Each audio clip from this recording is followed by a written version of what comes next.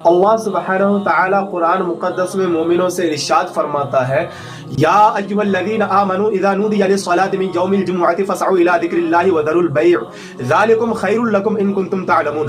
O believers, when the call for salah is given on the Friday, so hurry towards the remembrance of Allah and stop buying and selling. This is better for you if you know।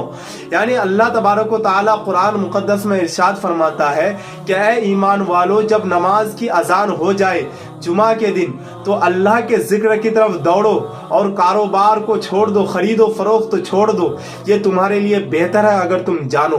इसी आयत मुबारका के तनाजुर में फुक़हाए किराम फरमाते हैं कि जब जुमा के दिन पहली अजान हो जाए तो उसके बाद कारोबार में लगा रहना, कारोबार में मसरूफ रहना, खरीदो फरोख्त करना, ये नाजायज और गुनाह है। इसलिए हमें चाहिए कि जब जुमा के दिन अजान हो जाए तो अपने कारोबार को तर्क करके अल्लाह के जिक्र की तरफ पहल करें।